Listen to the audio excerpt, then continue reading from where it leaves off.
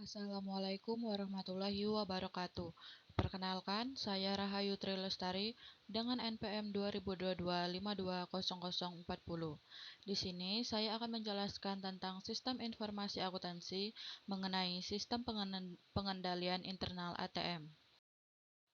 Sistem pengendalian internal adalah serangkaian prosedur kebijakan dan mekanisme yang dirancang untuk membantu organisasi mencapai tujuan mereka dengan efisien dan efektif, melindungi aset perusahaan, memastikan kendalaan informasi keuangan, dan mematuhi peraturan hukum yang berlaku.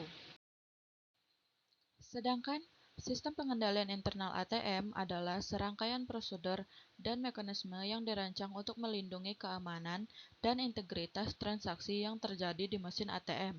Ini termasuk verifikasi identitas pengguna, enkripsi data, pemantauan transaksi yang mencurigakan, dan pemeliharaan fisik yang teratur pada mesin ATM itu sendiri untuk mencegah manipulasi atau pencurian. Berikut adalah hal-hal yang ada pada sistem pengendalian internal ATM. Yang pertama, verifikasi identitas pengguna. Verifikasi identitas pengguna adalah proses autentikasi yang digunakan untuk memastikan bahwa orang yang melakukan transaksi atau mengakses sistem adalah individu yang sah. Dalam konteks sistem pengendalian internal ATM, verifikasi identitas pengguna umumnya dilakukan melalui kombinasi beberapa metode, termasuk PIN, kartu chip, dan biometrik. Selanjutnya ada enkripsi data. Enkripsi data adalah proses pengecekan informasi sehingga hanya pihak yang berwenang yang dapat membacanya. Dalam konteks sistem pengendalian internal ATM, enkripsi data digunakan untuk melindungi informasi sensitif seperti nomor rekening, PIN, dan jumlah transaksi saat data tersebut ditransmisikan antara ATM dan pusat pemrosesan.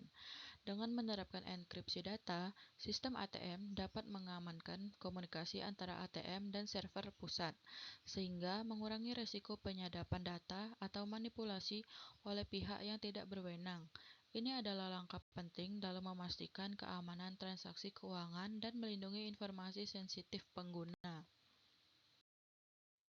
Yang ketiga ada pemantauan transaksi.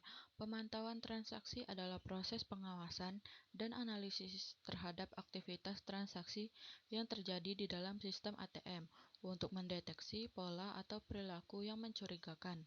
Dalam sistem pengendalian internal ATM, beberapa langkah yang biasanya diambil untuk pemantauan transaksi meliputi analisis pola transaksi, pendeteksian transaksi mencurigakan, notifikasi keamanan, analisis data real-time, rekonsiliasi transaksi.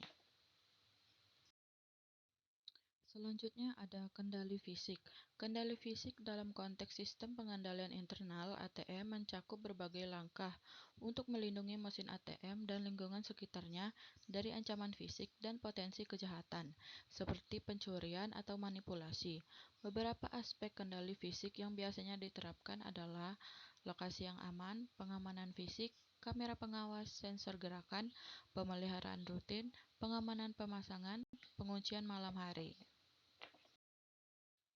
Yang kelima, pemeliharaan rutin. Pemeliharaan rutin dalam konteks sistem pengendalian internal ATM adalah serangkaian kegiatan terjadwal yang dilakukan secara berkala untuk memeriksa dan memastikan fungsi optimal dari mesin ATM. Berikut adalah aspek pemeliharaan rutin yang biasanya dilakukan, meliputi pemeriksaan fisik, pembersihan, pembaruan perangkat lunak, uji fungsional, penggantian komponen, pengujian keamanan, dan audit internal.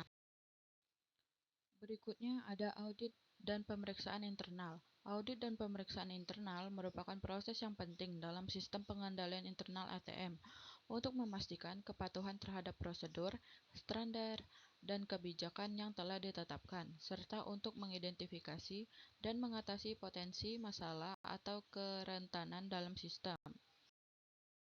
Selanjutnya ada pelatihan penggunaan. Pelatihan penggunaan merupakan langkah penting dalam sistem pengendalian internal ATM untuk memastikan bahwa pengguna memahami dan mengikuti prosedur keamanan dan praktik terbaik dalam menggunakan mesin ATM dengan aman.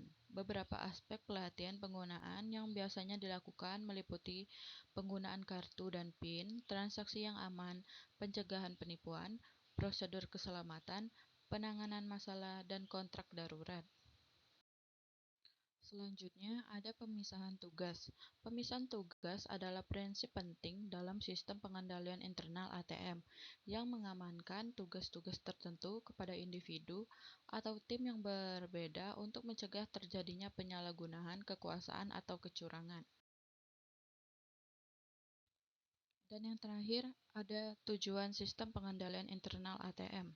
Tujuan dari sistem pengendalian internal ATM adalah yang pertama, melindungi aset, yang kedua, mencegah penipuan, yang ketiga, menjaga keandalan transaksi, yang keempat, kepatuhan terhadap regulasi, yang kelima, melindungi privasi pengguna, yang keenam, mencegah kerusakan atau kecelakaan, dan yang terakhir, meningkatkan efisiensi operasional.